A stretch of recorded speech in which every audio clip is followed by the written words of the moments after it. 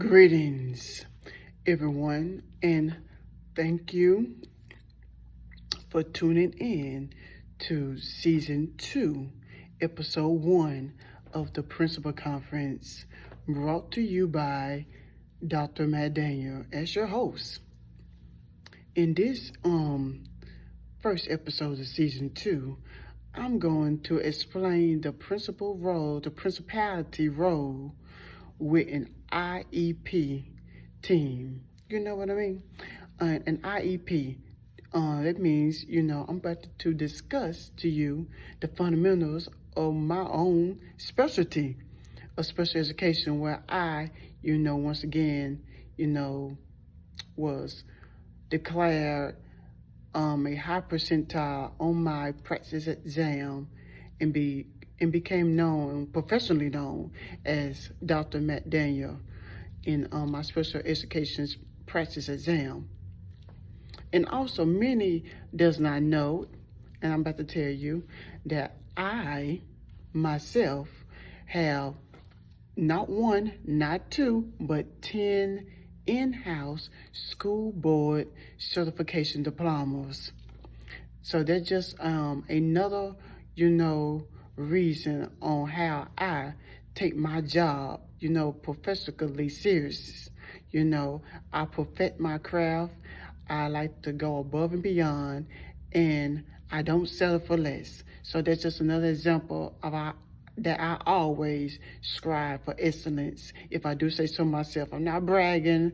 I'm not, want to say, being boastful. I'm just, proud of myself of how, professionally that I take this job. So I even brought a board so you can see. Let me turn it around for you. The principal role with I.E.P. It may be backwards, but I try to make it work. So yeah, this is Season 2, Episode 1, and I'm going to explain to you what an I.E.P.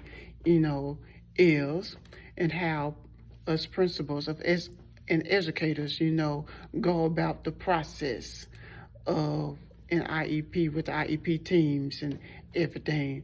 It's very lengthy, so sit back, get your snack, and enjoy the video. So, criteria number 1. Under the Individuals with Disability Education Act, which means it stands, abbreviation for IDEAL, states must set forth policy and procedures demonstrating they have established educational opportunities for all students with disabilities. States have adopted foster regulations that require public schools to establish an individualized education program. That's what an I.E.P. stands for. I'm going to explain that to you again. An individualized education program, an I.E.P. team to engage in evaluation, re-evaluation, and assessments of children identified as requiring special education. Okay, criteria number 2. In many cases, your school interaction with a special needs child and her or his parents will be the first opportunity to implement a plan to provide that child with services. However, some children with disability may come to school with an individualized family services plan. Often, parents of special needs elementary schools, children are not familiar with the regulation or the system. You can play an important role in helping parents and the child through the process in establishing a positive, collaborative focus that may follow the child through his or her educational career. All right. And y'all make sure y'all comment in the comment section if you have any questions or concerns, please. I'd be happy to help. Therefore, as an elementary school principal, it is important to familiarize yourself with the regulation in your state. And this also goes with, junior, middle school principal or high school principal. It just because, our notation at elementary school principal, because that's my, experience as well. Does not mean it's just not, required for other, public schools to not follow these guidelines. There are also resources available explaining the ideal and federal I.E.P. requirements, and to give a link located at ideal.ed.gov.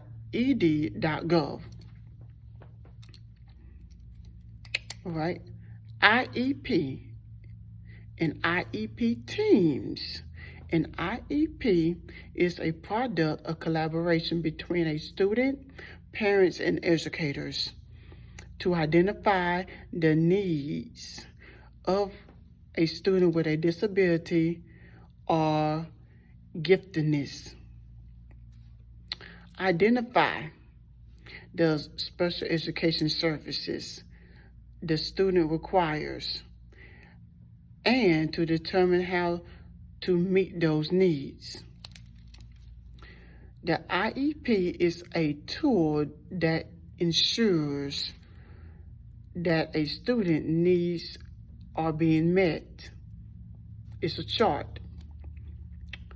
It evaluates the student progress and monitors whether a student is being provided a free, appropriate public education. All right. Also, federal and state I.E.P. regulations specify that each public school must establish an I.E.P. team to engage in evaluation.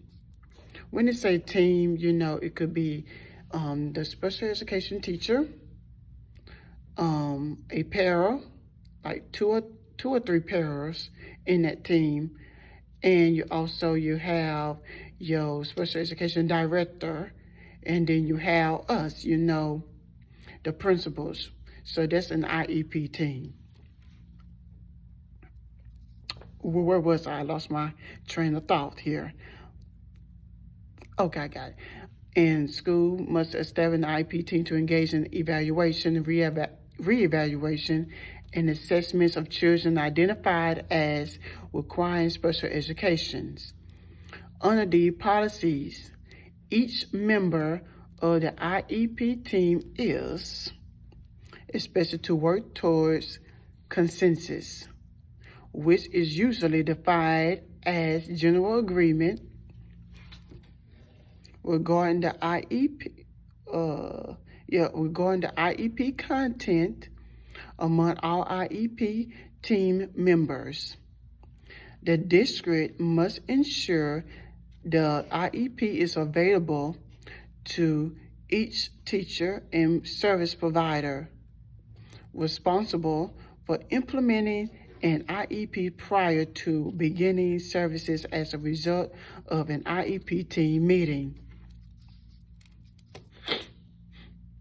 All right, I.E.P. teams generally consist of the student, where appropriate, the student parents, at least one general education teacher of the student, and a representative of the district who is qualified to provide or supervise the provision of special education that I just explained to you, who are in an I.E.P. team, and who is knowledgeable about the general education curriculum and the availability of resources of the district, and has the authority to allocate resources. Examples. Examples of appropriate district representatives include the county administrator of special education, principal, assistant principal, all professional special education personnel. The I.E.P team also includes an individual who can interpret the instructional implications of evaluation results, such as a special education specialist, an audiologist, special educator, speech language pathologist, related service provider, or school psychologist. Right? At the parents' or district discretion, confidentiality is major here. Others with knowledge or special expertise regarding the child, including related services personnel, may be included. All right. Principals who fail to take responsibility and exercise leadership to ensure that the I.E.P. are followed can face serious consequences, repercussions. Grievance boards have even upheld the removal of public school principals or failure to comply with their I.E.P. team responsibilities. All right.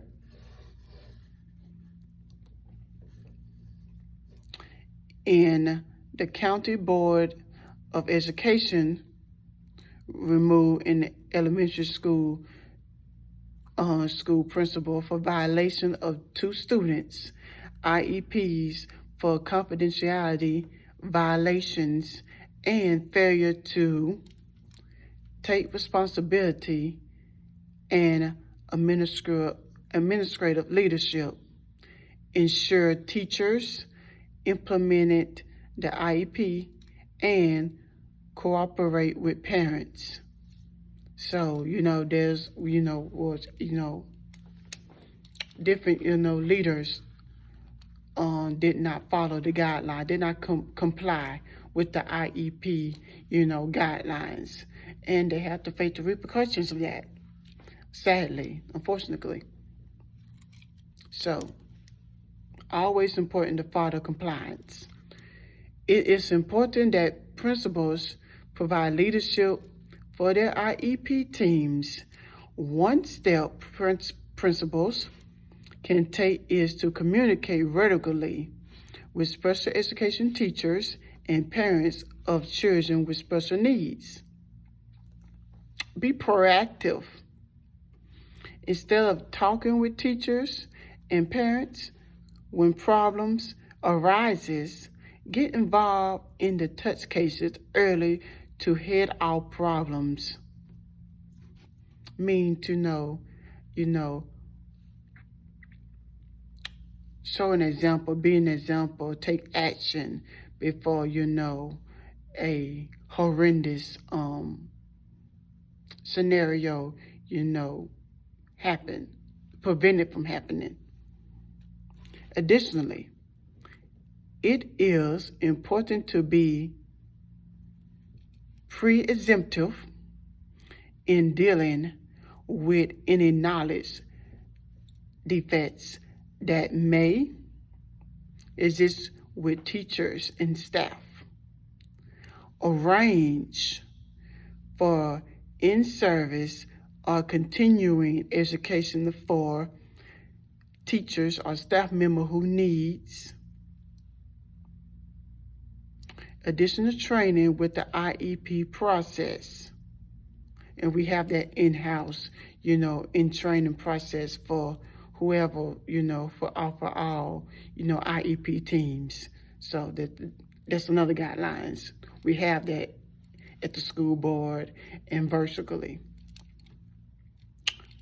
Furthermore, Make it clear to teachers and other staff that IEP regulations are important and must be followed.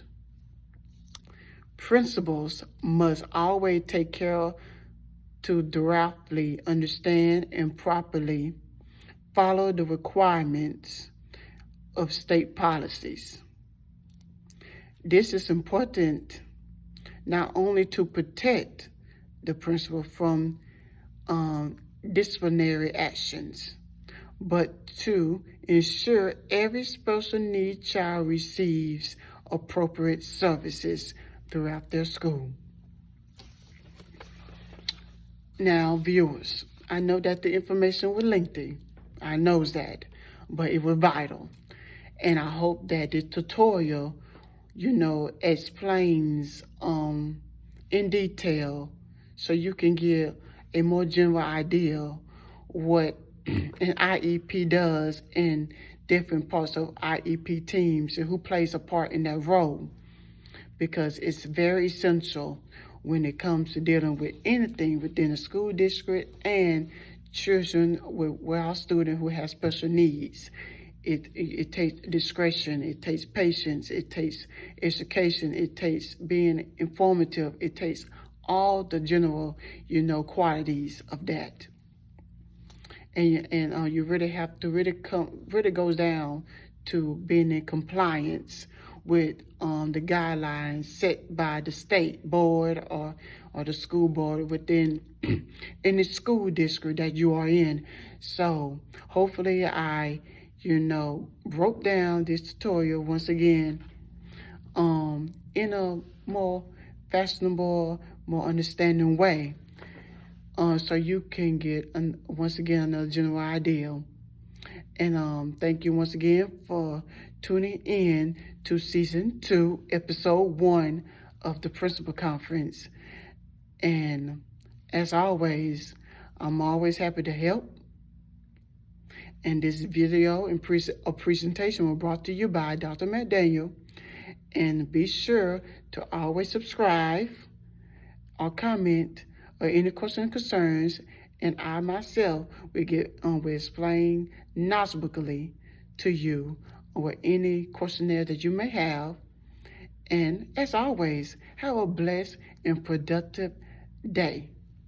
God bless.